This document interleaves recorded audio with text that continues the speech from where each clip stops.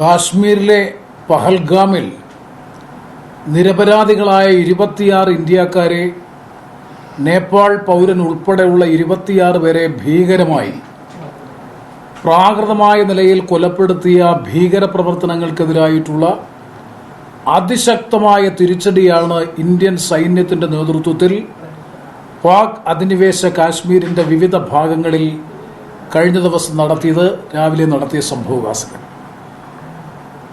നമുക്കറിയാം, ഭീകരപ്രവർത്തനത്തിനെതിരായിട്ടുള്ള നിരന്തരമായ യുദ്ധത്തിലാണ് നമ്മുടെ രാജ്യം ഏർപ്പെട്ടിട്ടുള്ളത്.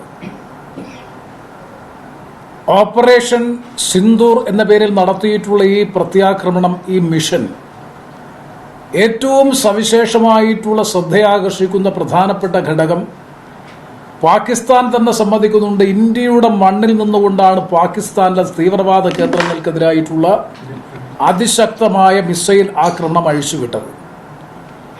ഏതാണ്ട് 9ഓളം കേന്ദ്രങ്ങൾ, പാകിസ്ഥാന്റെ നിയന്ത്രണത്തിലുള്ള പ്രദേശങ്ങളിലെ 9ഓളം തീവ്രവാദ പരിശീലന കേന്ദ്രങ്ങൾ നല്ല രൂപത്തിൽ ആക്രമിച്ചു എന്നാണ് മാധ്യമ റിപ്പോർട്ടുകളിൽ നിന്ന് ഏറ്റവും ഒടുവിൽ സൈന്യത്തിന്റെ തന്നെ വക്താക്കൾ നടത്തിയിട്ടുള്ള പത്രസമ്മേളനത്തിൽ മനസ്സിലാക്കാൻ കഴിഞ്ഞിട്ടുള്ളത്.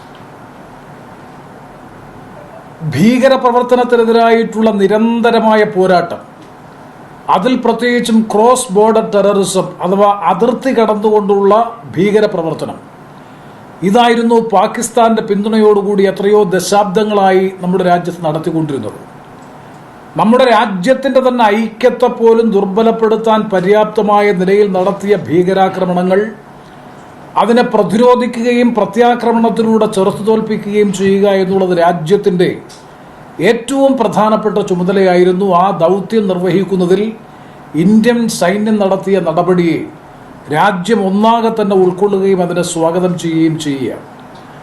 മാത്രവുമല്ല, ഞാൻ നേരത്തെ സൂചിപ്പിച്ചതുപോലെ ഇതിൽ ഏറ്റവും പ്രത്യേകമായി ചൂണ്ടിക്കാണിക്കാൻ ആഗ്രഹിച്ചിട്ടുള്ളത് ഗവൺമെന്റ് തന്നെ, സൈനിക വക്താക്കൾ തന്നെ ഇതിനകം തന്നെ വ്യക്തമായി സൂചിപ്പിച്ചിട്ടുണ്ട്. ഇത് പാകിസ്ഥാനെതിരായിട്ടുള്ള യുദ്ധമല്ല, മറിച്ച് പാകിസ്ഥാനിൽ പരിശീലനം നടത്തിക്കൊണ്ടിരിക്കുന്ന തീവ്രവാദ പരിശീലന കേന്ദ്രങ്ങൾ, ഭീകരവാദ പരിശീലന കേന്ദ്രങ്ങൾക്കെതിരായിട്ടുള്ള കനത്ത നിലപാടാണ് ഇന്ത്യ ഗവൺമെന്റ് സ്വീകരിച്ചിട്ടുള്ളത്, ഇന്ത്യൻ സൈന്യം സ്വീകരിച്ചിട്ടുള്ളത്. അതുകൊണ്ട് പഹൽഗാമ ഭീകരാക്രമണത്തിന്, നീചമായ കടന്നാക്രമണത്തിനുള്ള കനത്ത തിരിച്ചടിയാണ് ഭീകരവാദികൾക്ക്, തീവ്രവാദികൾക്കെതിരായി.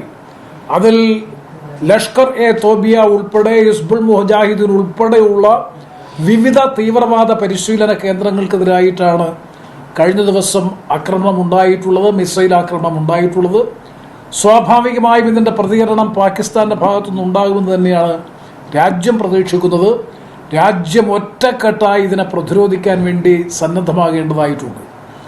നമ്മുടെ രാജ്യത്തിന്റെ മതനിരപേക്ഷ ജനാധിപത്യത്തിനും പരമാധികാരത്തിനും വെല്ലുവിളി ഉയർത്തിക്കൊണ്ട് ഭീകര സംഘടനകൾ നടത്തിക്കൊണ്ടിരിക്കുന്ന പ്രവർത്തനത്തെ ചെറുത്തു തോൽപ്പിക്കാൻ, പ്രതിരോധിക്കാൻ അനിവാര്യമായി വന്ന ഘട്ടത്തിൽ നടത്തിയിട്ടുള്ള ഈ ഇടപെടൽ, ഈ പ്രൊആക്റ്റീവായിട്ടുള്ള ഓപ്പറേഷൻ സിന്ദൂർ എന്തുകൊണ്ടും രാജ്യം പൊതുവെ സ്വാഗതം ചെയ്യുന്നു.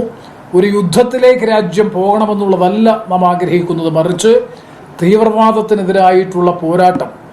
മാത്രവുമല്ല, വിവിധ ലോകരാജ്യങ്ങളുടെ പിന്തുണ ഇതിനകം തന്നെ ഏറെക്കുറെ ആർജിക്കാൻ കഴിഞ്ഞിട്ടുണ്ട് എന്നുള്ളതും ആശ്വാസകരമായിട്ടുള്ള സംഗതിയാണ്.